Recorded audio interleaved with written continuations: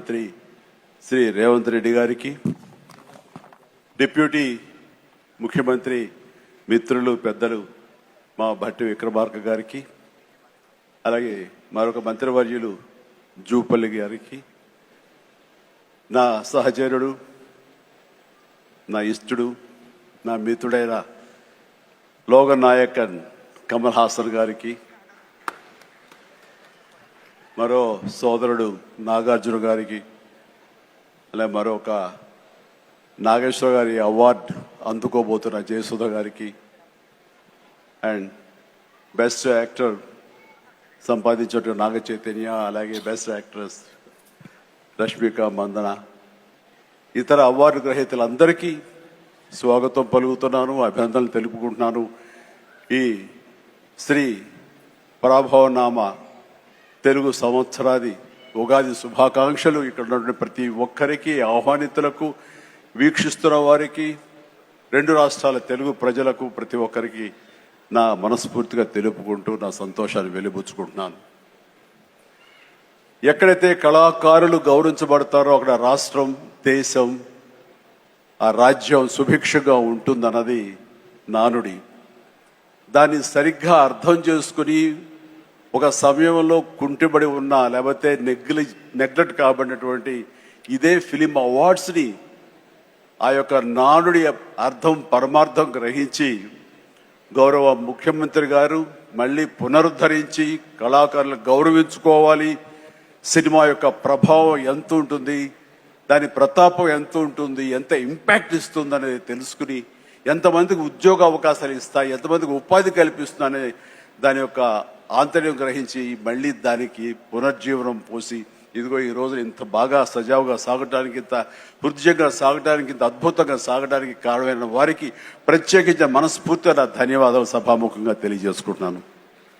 Sir, మనం కలిసిన ప్రతిసారి మీరు సినిమా గురించి, సినిమా అభివృద్ధి గురించి, సినిమాని ఎలా ముందుకు తీసుకువెళ్లాలంటూ, ఈ హైదరాబాద్ అనేది నైసర్గిక స్వరూపంగా ఇది అన్ని దేశం మొత్తంకి మధ్యలో ఉంటుంది, అన్ని రకాల అట్మాస్ఫియర్స్ ఉన్నాయి, అన్ని రకాల అంబియన్స్ ఉన్నాయి, అన్ని రకాల ఇన్ఫ్రాస్ట్రక్చర్ ఉంది as for cinema is concern.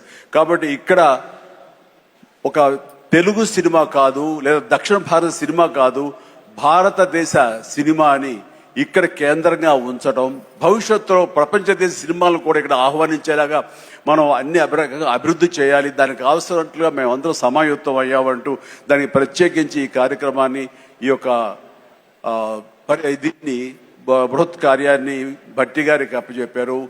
వీరందరూ కలిపి ఈ మధ్యకాలంలో గ్లోబల్ సమ్మిట్ జరిగినప్పుడు అందులో కూడా అంతర్భాగంగా ప్రత్యేకించి సినిమాకి వారు అవకాశం కల్పించి, వారిని ఆహ్వానించి, మంచి చెడ్డల గురించి తర్కించి, చర్చించి, దానికి కావలసినటువంటి సదుపాయాలు మీరు ముందుకు రండి, ప్రభుత్వం మీ అండదండలు అందిస్తుంది, ఇది ఈ రోజున పెద్ద ఎత్తున మనం సినిమాకి పెద్దపీట వెయ్యాలి అంటూ వారు ప్రత్యేకించి సినిమాకి ఇస్తున్న ప్రాముఖ్యతకి మనందరం నిజంగా ఎంతో రుణపడి ఉన్నాము. ఎందుకంటే దీని యొక్క ఆంతర్యం, దీని యొక్క విలువ గ్రహించారు కాబట్టి కేంద్ర ప్రభుత్వం కూడా వేవ్స్ అని మన సాఫ్ట్ పవర్ని ప్రపంచ దేశాలకి తెలియజెప్పాలంటూ మన కల్చర్ కానివ్వండి, మన హెరిటేజ్ కానివ్వండి, మన సినిమా కానివ్వండి, మన క్రీడ కానివ్వండి, మన గ్రామీణకు సంబంధించినటువంటి ఆ వాతావరణం కానివ్వండి, మన ఆహారపు అలవాట్లు కానివ్వండి, ఇవన్నీ కూడా ప్రపంచ దేశాలకి తెలియజేస్తే కనుక దాని ఇంపాక్ట్ అంతా ఇంత ఉండదు. వాళ్ళని ఆకర్షించుకోగలిగితే కనుక ఆ రిజల్ట్ వేరు. అందుకనే కేంద్ర ప్రభుత్వం కూడా ఈ సాఫ్ట్ పవర్ యొక్క ఇంపాక్ట్ గ్రహించి దీని వేవ్స్ అని మధ్యకాలంలో నన్ను కూడా అందులో భాగస్వామ్యం చేస్తారు, కమల్ హాసన్ గారి వీళ్ళందరినీ కూడా దాన్ని చూశారు. ఎందుకంటే వాళ్ళందరూ దాన్ని చవి చూశారు. కే పాప్ అని ఒక కొరియాకు సంబంధించి, దక్షిణ కొరియాకు సంబంధించినటువంటి ఒక కే పాప్ కానీ, కే సినిమా కానీ, అలాగే జపాన్కి సంబంధించిన యానిమే కానీ, ఇవన్నీ కూడా వాళ్ళ యొక్క కంట్రీ ఎకానమీని ఇంపాక్ట్ చేసి దానికి ఎంతో తోడ్పాటు అందించింది, వాళ్ళ జీడిపి పెరిగింది. కాబట్టి ఇది చాలా తేలిగ్గా సినిమా కదా, ఏముందిలే ఇందులో అనేలాగా తేలిగ్గా తీసుకోకుండా దీని యొక్క ప్రభావంతో మన రాష్ట్ర ఎకానమీ కూడా పెంచుకోవచ్చు. ఈ రోజున మన పేరు ప్రఖ్యాతులు కూడా తీసుకోవచ్చు. ఎక్కడ సరే ఇప్పుడు హాలీవుడ్ అంటే మనం ఒక అగ్రరాజ్యం గుర్తుకొస్తుంది, అలాగే ఇండియన్ సినిమా అంటే ఈ రోజున హైదరాబాద్, తెలంగాణ గుర్తుకు రావాలన్న ముఖ్య ఉద్దేశంతో మన ముఖ్యమంత్రిగా చేపట్టే బృహత్ కార్యక్రమానికి మనందరం చేదోడుగా ఉంటామని, ఇండస్ట్రీ మీ వైపు ఉంటుందని మనస్ఫూర్తిగా ఈ సందర్భంగా నేను తెలియజేస్తూ, మీరు ఎలాంటి ఆర్డర్స్ ఇచ్చినా సరే శిరసా వహిస్తూ ముందుకు తీసుకువెళ్తామని సందర్భంగా మీకు తెలియజేస్తాను సార్. ఇక్కడ సందర్భం అసందర్భం అని తెలియదు కానీ మన పక్క రాష్ట్రం అయినటువంటి మనో తెలుగు రాష్ట్రం ఈ కళాకారుల పట్ల, ఈ సినిమాల పట్ల వాళ్ళని ఉత్సాహపరిచే దాని విధానంలో కొంచెం వెనకంజ వేసే ఉందనుకుంటున్నాను. కాబట్టి సినిమా వాళ్ళకి అతి దగ్గరగా ఉన్నటువంటి ముఖ్యమంత్రి గారు నారా చంద్రబాబు నాయుడు గారు, ఆయన కూడా దీన్ని ఇన్స్పిరేషన్గా తీసుకుని మరింత ప్రోత్సహిస్తే కనుక మీరు ఇచ్చే ఉత్సాహంతో ఎంతోమంది యంగ్స్టర్స్ ఈ రోజున మరిన్ని సినిమాలు చేస్తారు. ఆ సినిమా రెవెన్యూ కూడా మనకి కంట్రిబ్యూట్ అవుతుంది మన స్టేట్ ఎకానమీకి. అది కూడా ఒక ఆలోచన పెట్టవలసిందిగా వినమ్రంగా ఈ వేదికని ఇచ్చే వారికి నేను విన్నవించుకుంటున్నాను.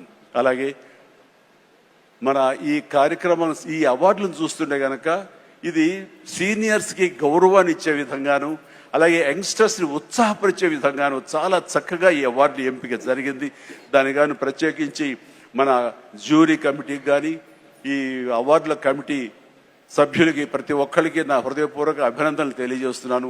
మరొకసారి ప్రతి ఒక్కరికి నా ధన్యవాదాలు తెలియజేసుకుంటూ ఉగాది శుభాకాంక్షలు తెలియజేస్తాను.